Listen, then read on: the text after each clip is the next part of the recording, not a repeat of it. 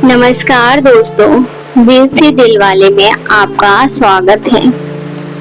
आज हम आपके लिए लेकर आए हैं एक ऑफिस की अधूरी मोहब्बत की कहानी। ये कहानी है आदिति और अर्पित की। सर्दियों की सुबह थी। आदिति के हाथ में एक पुराना बैग, उसमें फाइल्स और एक छोटा सा लंच बॉक्स। उसका पहला दिन था दिल्ली के एक बड़ी आईटी कंपनी में। मेट्रो से उतरते ही आदिति ने पहली बार उस ऑफिस की बिल्डिंग को देखा। बड़ी बड़ी शीशे की दीवारें, सिक्योरिटी गार्ड और रिसेप्शन पर लगे लंबे लाइन फ्रेशर्स की। उसका दिल जोर जोर से धड़क रहा था। कॉलिंग बेल की तरफ फोन बजा। मम्मी की कॉल थी। पहुंच गई बेटा, ध्यान रखना, कोई दिक्कत हो तो फोन करना। आदिति ने हंसकर कहा, हाँ मम्मी, सब ठीक है। आईडी कार्ड बनवाते वक्त आदिति के हाथ कांप रहे थे। फॉर्म भरते वक्त उसका पेन गिरता है। तभी किसी ने झुककर पेन उठाया और बोला, यह रहा आपका पेन। आदिति ने देखा, एक सादा सा लड़का नहीं बल्कि एक सूट बूट में कॉन्फिडेंट आदमी था। उम्र में थोड़ा बड़ा, आंखों में थकावट और सीरियसनेस थी। वो था अर्पित श्रीवास्तव, सीनियर मैनेजर। आदिति ने धीरे से कहा, थैंक यू सर। अर्पित ने मुस्कुरा कर कहा, वेलकम मिस।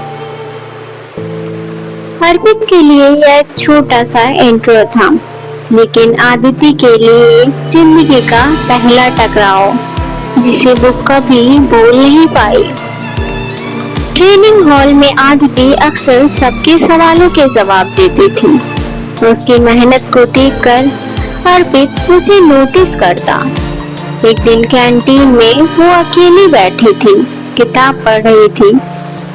तभी अर्पित आया और बोला, इतनी मेहनत किस लिए है? आदिति थोड़ी घबराई और बोली, सर मुझे सब सीखना है, मैं गलतियां नहीं करना चाहती। अर्पित हंस पड़ा और बोला, गलतियों से तो सबकी होती हैं, तुम्हें डरने से गलतियां रुकेंगी थोड़ी। उस दिन आदिति को पहली बार ये आदमी सख्त जरूर लगा, लेकिन दिल से बहुत अच्छा लगा। 3 महीने ऑफिस में कैसे बीत गए, अर्पित और आदिति को पता भी नहीं चला। आदिति की परमानेंट पोस्टिंग उसी टीम में हो गई, जहां अर्पित उसका रिपोर्टिंग हेड था। अब मीटिंग में आमना सामना रोज होता था। रोज दोनों की नजरें टकराती थी, लेकिन जुबान तक कभी कुछ नहीं आया। एक बार आदिति को पावर पॉइंट प्रेजेंटेशन में बड़ी गलती हो गई। सबके सामने अर्पित ने डांटा नहीं, बस धीरे से बोला, कभी खुद को छोटा मत समझना आदिति, तुम्हारी मेहनत तुम्हें संभाल लेगी। उस रात आदिति ने पहली बार खुद से कहा, शायद मुझे उनसे कुछ ज्यादा महसूस होता है। कहीं न कहीं यह धीरे धीरे आदिति और अर्पित का एक दूसरे की ओर खिंचाव हो रहा था। एक दिन आदिति का जन्मदिन था। ऑफिस में सबने केक काटा, लेकिन असली सरप्राइज शाम को मिला। अर्पित ने कॉल किया, आज बाहर कॉफी पर चलोगी? बस एक कप और बर्थडे स्पेशल बना दूंगा। आदिति के हाथ ठंडे पड़ गए। सर, लोग क्या कहेंगे? अर्पित ने हंसकर कहा, आज सिर्फ दोस्त समझना। उस कॉफी शॉप में दोनों पहली बार बाहर की दुनिया देखी। अर्पित ने आदिति से उसके स्कूल, उसके मम्मी पापा और गांव की बहुत सारी कहानियां सुनी। आदिति ने पहली बार अर्पित को हंसते हुए खुलकर देखा। उस रात दोनों की कॉल करीब 2 बजे तक चली। कॉल डिस्कनेक्ट होने से पहले आदिति ने धीरे से कहा, गुड नाइट अर्पित। अब उसे सर नहीं बोलती थी, अब वह उसे अर्पित बोलने लगी थी। ऑफिस में धीरे धीरे सबको भनक लगने लगी। किसी ने कैंटीन में दोनों को साथ देखा और किसी ने अर्पित को आदिति के डेस्क पर मुस्कुराते हुए देखा। पीठ पीछे बहुत सारी बातें बनने लगी। अच्छा, यही वजह है इनके जल्दी इंक्रीमेंट मिला है, लोग बोलने लगे। सीनियर के साथ लिंक बना लो तो लाइफ सेट हो जाती है।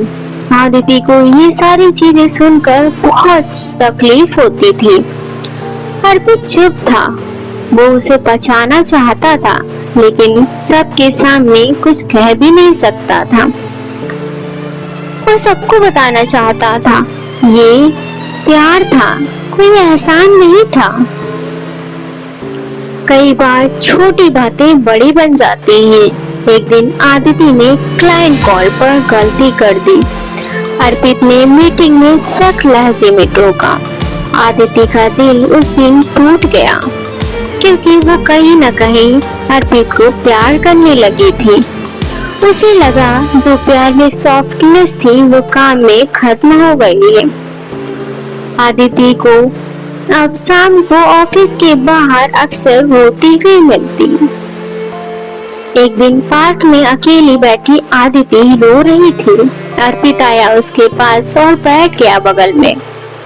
बोला, सॉरी आदिति, काम में पर्सनल चीजें नहीं ला सकता। आदिति ने कुछ नहीं कहा, सिर्फ हल्का सा बोला, लेकिन मैं तो तुम्हारे लिए पर्सनल हूँ या सिर्फ जूनियर हूँ। उस दिन दोनों ने पहली बार चुपचाप अपने अपने रास्ते बना लिए। अर्पित और आदिति अब सिर्फ काम की बातें करते। वो ऑफिस में सिर्फ काम के लिए मिलते। रात की कॉल्स बंद हो गई, पार्क की कॉफी बंद हो गई। आदिति ने खुद को काम में उलझा लिया। ओवर टाइम करने लगी, घर देर से जाती, खुद को बिजी रखने लगी। अर्पित भी कहीं ना कहीं भले ही वह आदिति से अटैच था लेकिन खुद को बिजी रखने लगा।